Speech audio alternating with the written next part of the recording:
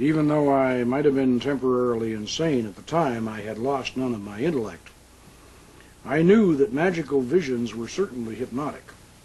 In this respect, Crowley had been absolutely right. Solomon's genii would not come forth from caverns beneath the earth. They would rise out of the nether reaches of the deep mind. I noticed that the sigils of the Lemegeton's Goetia spirits were very similar to the Veves of Caribbean voodoo. I had done extensive research on voodoo for one of my adventure novels published in 1967.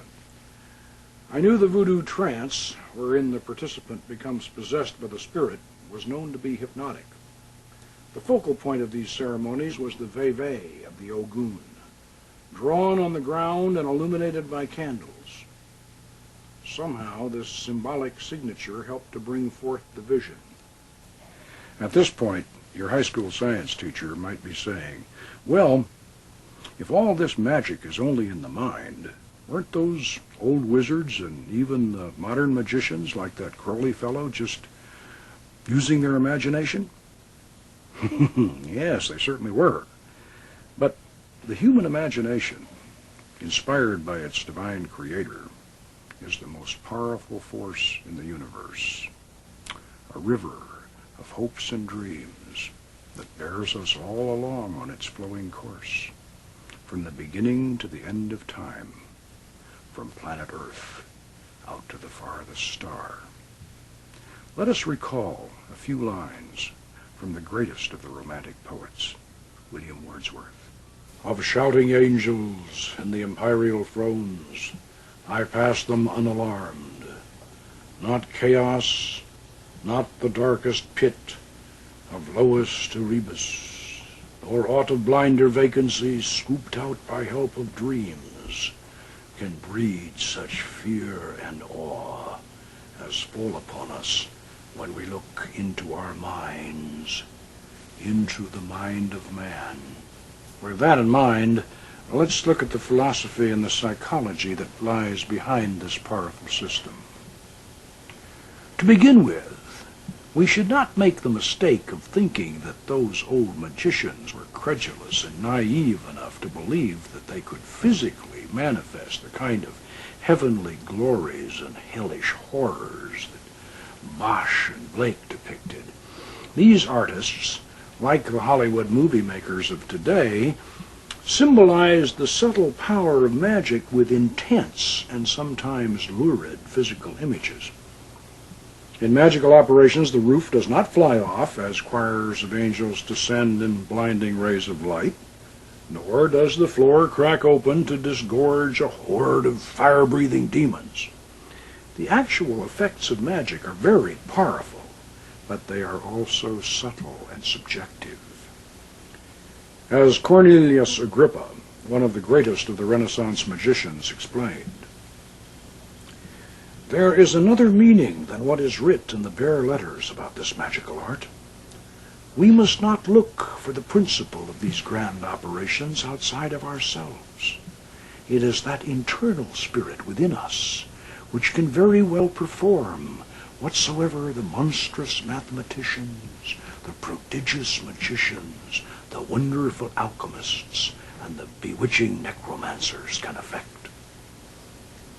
Heinrich Cornelius Agrippa was certainly an honored philosopher and magus, but we should remember that King Solomon was considered to have been the wisest man who ever lived.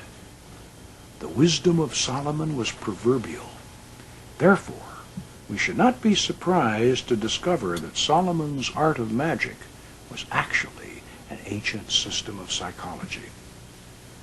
But before we assume that the spirits of our brass vessel are merely a collection of private individual fantasies and yearnings, we must remember that the ancient philosopher known as Hermes Trismegistus, called thrice greatest Hermes, declared in his famous emerald tablet, "True it is, without falsehood, certain and most true, that that which is above is like to that which is below, and that which is below is like to that which is above, to accomplish the miracles of one thing." Based upon this profound revelation, the Magi of classical times, the later medieval sorcerers, and the Renaissance magicians believed that the human mind was a miniature functioning model of the vast universe itself. The greater universe could be manipulated by magical operations within the personal sphere. Hermes Trismegistus had even gone so far as to suggest that in days of old men had created their own lesser gods. An ancient, outmoded, superstitious belief, your high school science teacher might say. Well, ancient, yes, but hardly obsolete. After 2,000 years, this strange statement by the original founder of Hermetic philosophy was finally explained in modern terms by the eminent psychologist Carl Gustav Jung. In the 1920s, Jung presented his revolutionary theory that beneath and beyond the personal subconscious mind, there flowed a vast, deep sea of dream images and forgotten lore. He referred to this as the collective unconscious. This mysterious psychic ocean was not the exclusive property of any individual human being.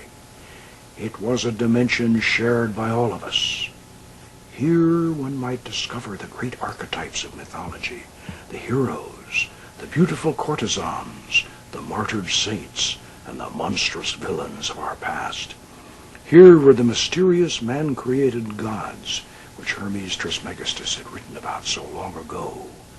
And here were the demons of King Solomon's brass vessel.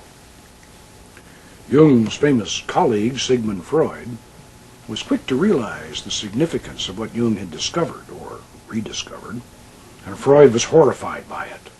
"Carl," he whispered, "you must not present this theory to the public, for if you do, you will release a black flood of occultism."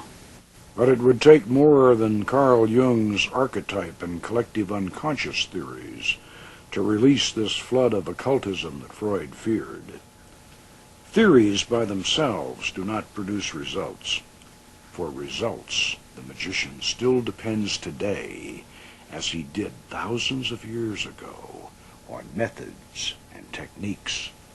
Since time immemorial, magicians have placed themselves and others into states of trance, during which visions and oracles were received.